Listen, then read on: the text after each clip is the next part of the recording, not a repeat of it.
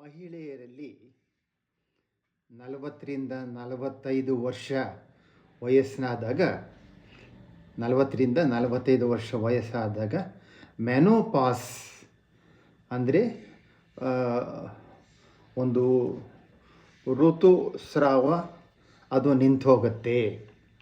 ಋತುಸ್ತಂಭನ ಅಂತ ಹೇಳ್ತಾರೆ, ಅಥವಾ ರಜೋನಿವೃತ್ತಿ ಎಂತಕ್ಕಂಥ ಪದವನ್ನು ಉಪಯೋಗಿಸ್ತಾರೆ.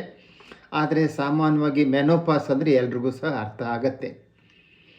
ಅದೇ ಪುರುಷರಿಗೆ, ಈಗ ಮಹಿಳೆಯರಿಗೆ 40ರಿಂದ 45 ವರ್ಷ ವಯಸ್ಸಿನಲ್ಲಿ ಭಾಳ ಬೇಗನೆ ಅವರು ಮೆನೋಪಾಸ್ ಆಗುತ್ತವೆ ಮಹಿಳೆಯರಲ್ಲಿ. ಅದೇ ರೀತಿಯಲ್ಲಿ ಪುರುಷರಿಗೆ ಆಂಡ್ರೋಪಾಸ್, ANDROPAUSE ಆಂಡ್ರೋಪಾಸ್. ಹೇಗೆ ಮಹಿಳೆಯರಲ್ಲಿ ಒಂದು ಸಂಭೋಗದಲ್ಲಿ ನಿರಾಸಕ್ತಿ, ದೇಹದ ತೂಕ ಹೆಚ್ಚಾಗೋದು, ಹೇಗೆ ದೇಹದಲ್ಲಿ ಬದಲಾವಣೆಗಳು ಕಂಡುಬರ್ತದೋ ಮಹಿಳೆಯರಲ್ಲಿ, ಅದೇ ರೀತಿ ಪುರುಷರಲ್ಲೂ ಸಹ ಕಂಡುಬರುತ್ತೆ. ಅನೇಕ ಬದಲಾವಣೆಗಳು ಕಂಡುಬರ್ತದೆ. ಆದರೆ ಪುರುಷರಲ್ಲಿ ಬಹಳ ನಿಧಾನವಾಗಿ ಬದಲಾವಣೆಗಳು ಕಂಡುಬರುತ್ತದೆ. ಹೆಚ್ಚು ಕಡಿಮೆ 30ನೇ ವಯಸ್ಸಿನಲ್ಲಿನೇ ಅವರಿಗೆ ಬದಲಾವಣೆಗಳು, ದೇಹದಲ್ಲಿ ದೈಹಿಕ, ಮಾನಸಿಕ, ಸಾಮಾಜಿಕ ಬದಲಾವಣೆಗಳು 30 ವರ್ಷದಿಂದನೇ ಭಾಳ ನಿಧಾನವಾಗಿ ಪ್ರಾರಂಭ ಆಗುತ್ತೆ. ಇದಕ್ಕೆ ನಾವು ಆಂಡ್ರೋಪಾಸ್ ಅಂತ ಹೇಳ್ತೀವಿ.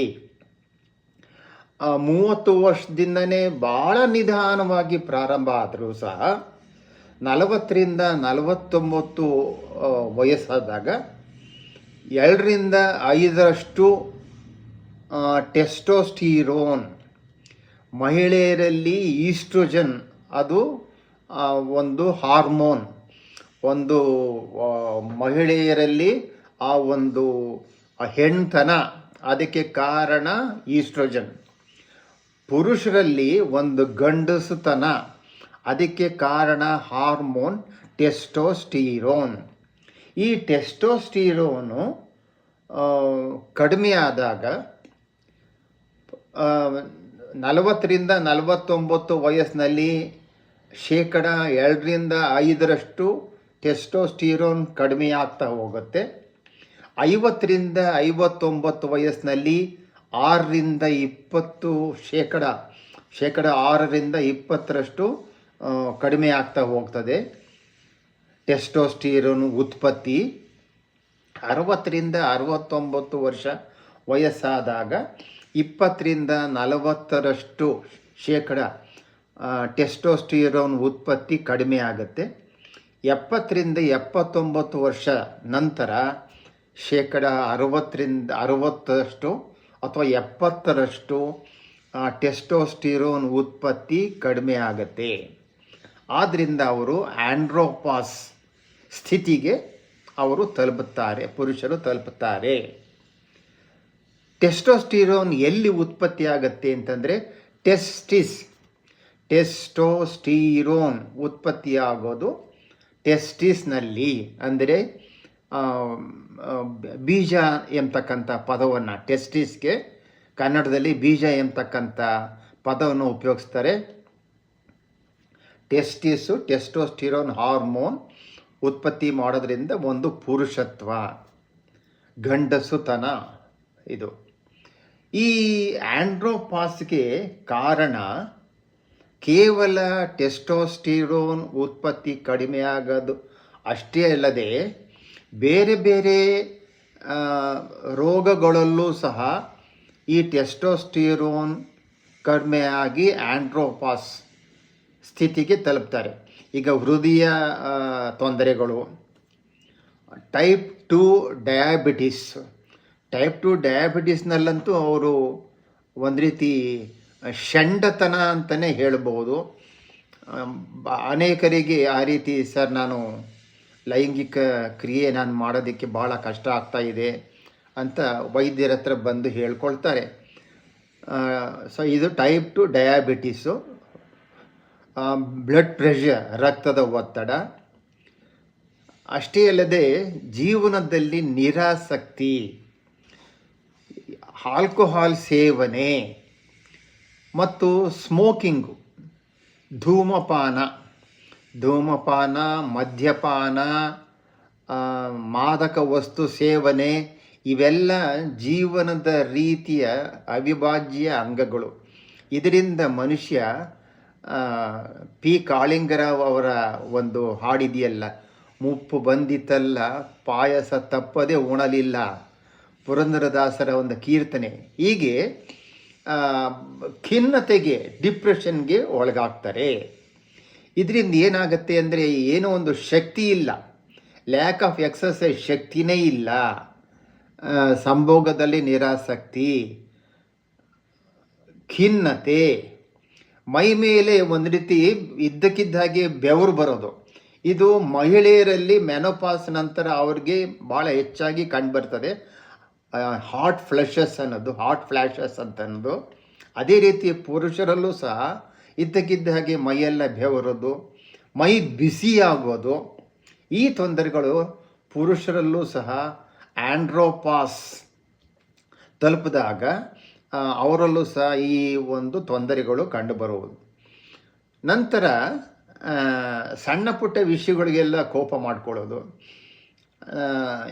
ಯಾವುದೋ ಒಂದು, ಈಗ ಎದುರುಗಡೆ ಮನೆ ನಾಯಿ ಬೊಗಳ್ತಾ ಇದ್ದರೆ ಇವ್ರು ಇಲ್ಲಿ ಕೋಪ ಮಾಡ್ಕೊಳ್ಳೋದು, ಬೊಗಳ್ತಾ ಇದೆ, ನಾವು ನೆಟ್ಟಿಗೆ ನೆಮ್ಮದಿಯಿಂದ ಇರೋದಕ್ಕಾಗಲ್ಲ ಅಂತ ಮನೆಯಲ್ಲಿನ ಇತರರ ಮೇಲೆ ಸಿಡಿಮಿಡಿಗೊಳ್ಳುವುದು, ಇವೆಲ್ಲ ಕಾಣುತ್ತೆ.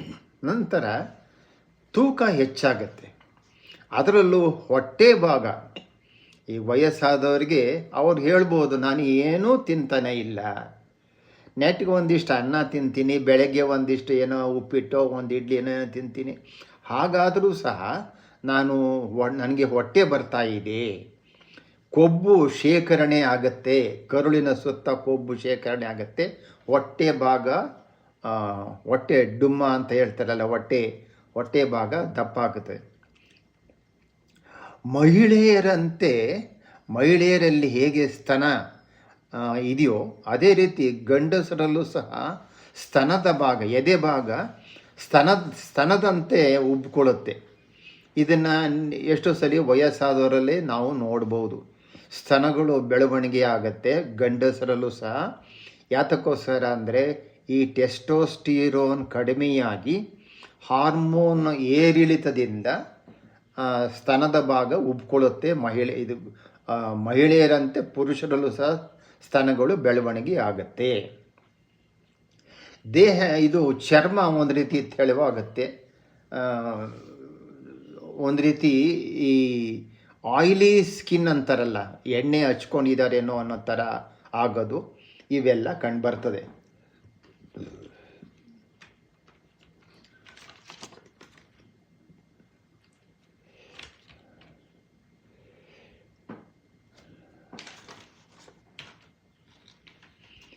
ಸರಿ, ಇಷ್ಟೆಲ್ಲ ತೊಂದರೆಗಳು ಆಗುತ್ತೆ ಅಂತ ಹೇಳಿದ ಮೇಲೆ ನಿದ್ದೆ ಬರೋದಿಲ್ಲ, ಭಾಳ ಅನಗತ್ಯವಾಗಿ ಸುಸ್ತು ಸಂಕಟ ಆಗುತ್ತೆ.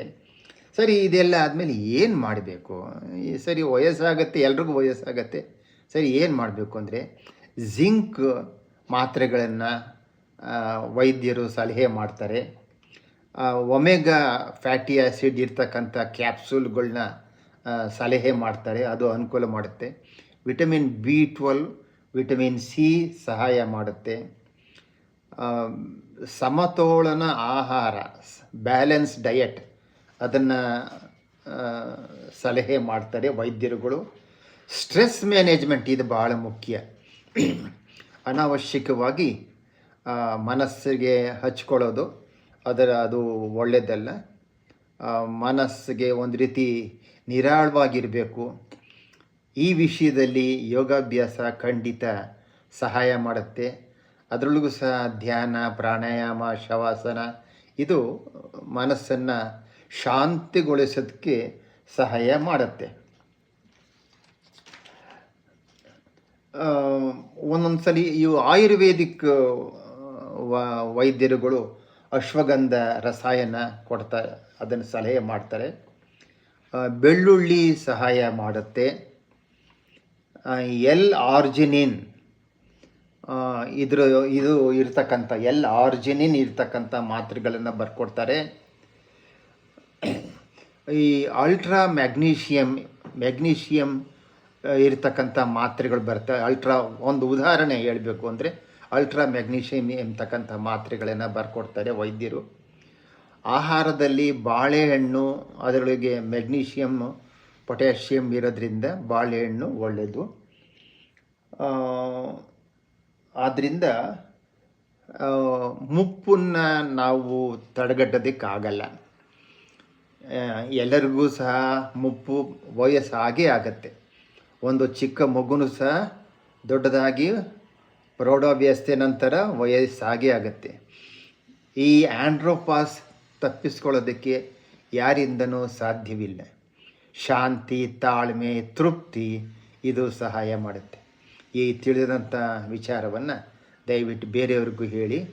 ಆಂಡ್ರೋಪಾಸ್ ಎಲ್ಲರಿಗೂ ಬರ್ತಕ್ಕಂಥ ಒಂದು ವ್ಯವಸ್ಥೆ. ಆದ್ದರಿಂದ ಅದನ್ನು ನಾವು ಯಾವ ರೀತಿ ಎದುರಿಸಬೇಕು. ಬದುಕಲು ಕಲಿಯಿರಿ, ಸ್ವಾಮಿ ಜಗದಾತ್ಮಾನಂದ ಬರೆದಂಥ ಪುಸ್ತಕ. ನಮ್ಗೆ ವಯಸ್ಸಾದರೂ ಸಹ ನಾವು ಬದುಕಬೇಕು. ಬದುಕಲು ಕಲಿಯಿರಿ. ನಮಸ್ಕಾರ.